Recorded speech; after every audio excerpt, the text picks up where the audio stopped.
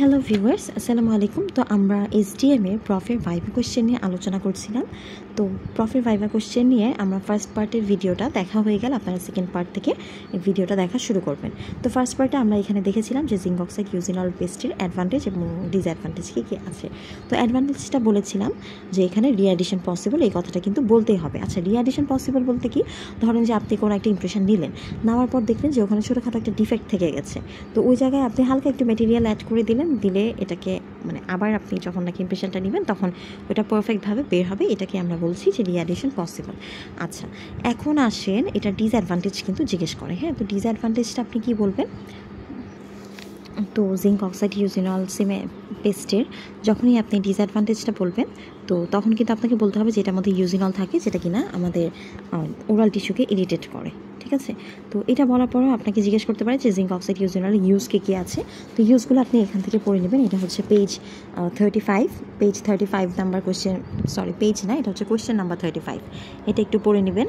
আর সাথে page 36 number কোয়েশ্চেনে এখানে composition দেওয়া আছে, এটা একটু পড়ে রাখবেন, ধরতে পারে। আচ্ছা, আরেকটা জিনিস সেটা আপনাকে ধরতে পারে, সেটা হচ্ছে এটা কীভাবে কী ফর্মে সাপ্লাই করা হয়। এটা দুইটা সেপারেট পেস্টে সাপ্লাই করা হয়, এগুলো একটু পড়ে নিতে পারেন। যদিও ধরেনি আমাদের, তাও পড়ে রাখা ভালো। এরপরে আসেন, এখান থেকে ইমপ্রেশন কম্পাউন্ড থেকে ওরা অ্যাডভান্টেজ ডিসঅ্যাডভান্টেজ জিজ্ঞেস করে। তো ডিসঅ্যাডভান্টেজের ক্ষেত্রে আপনি বলবেন যে ওর হচ্ছে গুড ফ্লো নাই, ও খুবই অ্যাডহেসিভ থাকে। তো এই জন্য, যেহেতু ওর গুড ফ্লো নাই, অ্যাডহেসিভ থাকে, এটার জন্য ওর একটা ডিসঅ্যাডভান্টেজ আছে ইমপ্রেশন কম্পাউন্ডের। তো ডিসঅ্যাডভান্টেজটা কি, সেটা হচ্ছে ওর ইন্টারনাল কম্প্রেশন। তো ইন্টারনাল কম্প্রেশনটাই আপনাকে সুন্দর করে বলতে বলবে। তো আপনি ইন্টারনাল কম্প্রেশনটা সুন্দর করে বলবেন। অ্যান্ড হচ্ছে এটার থেকে ইন্টারনাল কম্প্রেশনটা থেকে মুক্তি পাওয়ার উপায় কী, বা এটাকে আমরা কীভাবে কিওর করব, এটাও জানতে চাইতে পারে। আচ্ছা, এখন আসেন, আরেকটা জিনিস জিজ্ঞেস করতে পারে যে আপনি যে স্পেশাল ট্রে বানাইলেন, হ্যাঁ, তো স্পেশাল ট্রে থেকে ধরেন যে আপনি মাস্টার মডেলটা তৈরি করলেন। এখন এই যে মাস্টার মডেলটা তৈরি করেছেন, আপনি কি এটার উপর কাজ করবেন নাকি রেখে দেবেন? তো কথাটা, এটা অ্যান্সারটা হবে যে আপনি মাস্টার মডেলটাকে প্রিজার্ভ করে রাখবেন। আমরা কখনোই মাস্টার মডেলের উপর কাজ করি না, ওটাকে আমরা আলাদা করে প্রিজার্ভ করে রাখি। তো আমরা কিসের উপর কাজ করব? আমরা স্টাডি মডেল বা ওয়ার্কিং মডেলের উপর কাজ করব। এখন আমরা যেই মাস্টার মডেলটা বানিয়েছি, ওখান থেকে আমাদের আরেকটা স্টাডি মডেল বা ওয়ার্কিং মডেল বানানোর লাগে।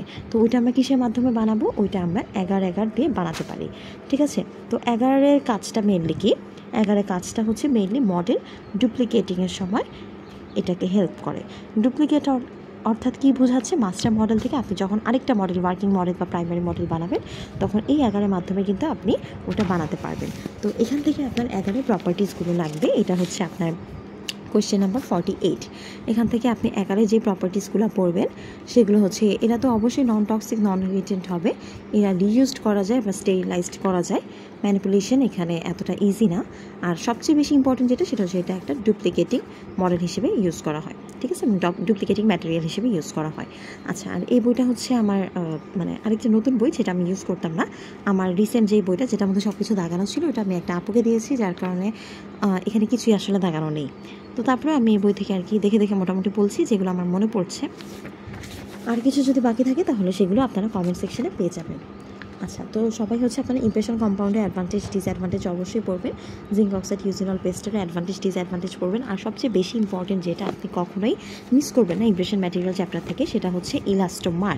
ইলাস্টোমারের কী টাইপস আছে এবং প্রত্যেকটা টাইপের অ্যাডভান্টেজ ডিসঅ্যাডভান্টেজ আপনার লাগবে both for proof, written and viva. ঠিক আছে, সবগুলোর ক্ষেত্রেই আপনাদের হচ্ছে ইলাস্টোমারে অ্যাডভান্টেজ ডিসঅ্যাডভান্টেজ লাগছে। এখন আসে, ইলাস্টোমারের মধ্যে আপনাকে জিজ্ঞেস করতে পারে যে ইলাস্টোমারের মধ্যে কোনটা সবচেয়ে বেশি ভালো। তো এই যে এখানে আপনি দেখতে পাচ্ছেন polysulfide, condensation silicon, addition silicon, এই সবগুলোর মধ্যেই হচ্ছে আমাদের অ্যাডিশন সিলিকনটা সবচেয়ে বেশি ভালো। তো জিজ্ঞেস করবে যে অ্যাডিশন সিলিকনটা কেন সবচেয়ে বেশি ভালো। তো তখন আপনারা বলবেন যে অ্যাডিশন সিলিকনটা সবচেয়ে বেশি ভালো এই জন্য, কারণ ওকে কিন্তু ও সবচেয়ে বেশি ডাইমেনশনালি স্টেবল থাকে। ও ডাইমেনশনালি সবচেয়ে বেশি স্টেবল থাকে। অ্যান্ড হচ্ছে এটার একটা ডিসঅ্যাডভান্টেজও কিন্তু আছে। তো ডিসঅ্যাডভান্টেজটাও জিজ্ঞেস করে, সেটা হচ্ছে হাইড্রোজেন গ্যাস ত্যাগ করে, ঠিক আছে, বা হাইড্রোজেন গ্যাস রিলিজ করে। তো এই যে আমাদের যে অ্যাডিশন সিলিকনটা হচ্ছে হাইড্রোজেন গ্যাস রিলিজ করছে, এটা থেকে আমরা কীভাবে ওভারকাম করব এই কোশ্চেনটাও ধরে। তো ওভারকাম করার জন্য ওকে আমরা টেবিলে রেখে দিব 1 ঘন্টা।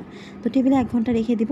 তো তাছাড়া আরেকভাবে ওভারকাম করা যায়, সেটা হচ্ছে এখন যে আমাদের ম্যানুফ্যাকচারার আছে তারা কিন্তু এখানে মানে এটাকে তৈরি করার সময় দেখা যায় যে এখানে ওরা হাইড্রোজেন গ্যাস অ্যাবজর্ভার দিয়ে দেয়, যেটা কিনা আসলে প্যালাডিয়াম দিয়ে আর কি দেওয়া হয়। তো আপনাকে যখন বলবে যে আপনার কাছে ধরেন যে এটা নাই, একদম রিসেন্ট যেটা আছে সেটা নাই অ্যাডিশন সিলিকনটা, তখন আপনি এটাকে কীভাবে ওভারকাম করবেন, তখন আপনি এটাকে টেবিলে 1 ঘন্টার জন্য রেখে দেবেন, তাহলে হবে। তারপর আপনাকে জিজ্ঞেস করবে যে ইলাস্টোমারের মধ্যে কোনটা হাইড্রোফোবিক, হাইড্রোফিলিক। তো আপনি এখানে বলবেন যে অল দ্য ইলাস্টোমার আর হাইড্রোফোবিক এক্সেপ্ট পলিইথার, অর্থাৎ পলিইথার বাদে মোটামুটি সবাই কিন্তু হাইড্রোফোবিক। আচ্ছা, তো আপনাকে অবশ্যই এই পেজটা পড়তে হবে, অর্থাৎ এই যে কোয়েশ্চেন 49 আর কোয়েশ্চেন 50 ইলাস্টোমারের অ্যাডভান্টেজ আর ডিসঅ্যাডভান্টেজ দুইটা কিন্তু অবশ্যই লাগবে। এটা ডিটেলেও খুব আসে অ্যান্ড ভাইভাতেও খুব ধরে।